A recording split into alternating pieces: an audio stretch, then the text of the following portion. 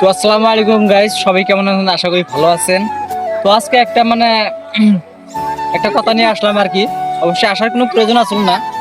তার মানে আমাদের ভাই হোক, ভাস্তা হোক, ভাগনা হোক, সবাই কিন্তু পিকনিকে পুরা ফুর্তি করে যাইতাছে। তো সিরিয়াসলি বর্তমানে এবার হেমন্ত মামা যেটা কইছে, আপনারা তো এটা নিউজে পাইছেনই, যে এখানে আমাদের যেটা থানায় আমাদের ভিডিপি পার্টির ইয়ে থেকে আর কি বস্তুটা শেয়ার করছে, মেসেজ একটা দিচ্ছে থানার ওসি। আমরা তো মাটিয়া গোয়ালপাড়া ডিস্ট্রিক্ট মাটিয়া আছি আর কি। তো মেসেজটা দিছে, অনুগ্রহ করি সকলো ৰাতিৰ পিকনিক পাৰ্টিক সকীয়াই দিয়ক।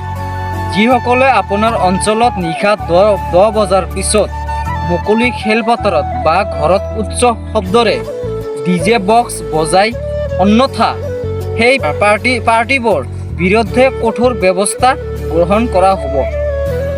OC Matia PS, thank you. তো মেসেজটা এরকম আর কি আমাদের সেন্ড করছে। তো আমি এটাই কভার চাই আর কি, সবাই যদি খারাপ না পান, বক্সটা না বাজায় যে 1000-2000 টাকা খরচ করবেন, ওই টাকা দিয়ে আর কি মাংস অল্প ভালো করে নিয়ে এসে ভালো করে খাও। যাতে এইরকম আইন বিরুদ্ধ কাম যদি বেকার আমরা মাথা মারি না। আর অ্যাকচুয়ালি এগুলো ভালো না।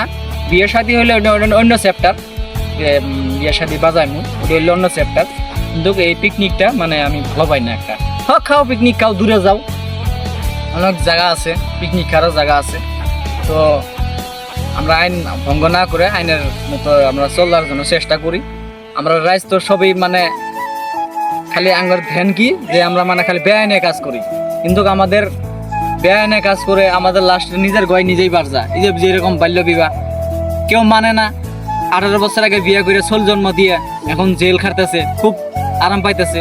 তো এখানে সবাইকে সাবধান করি, এই কামে কেউ মাথা দিও না। খানা খাও, অবশ্য কোনো বাধা নাই।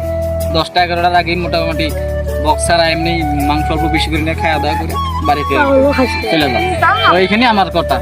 Thank you.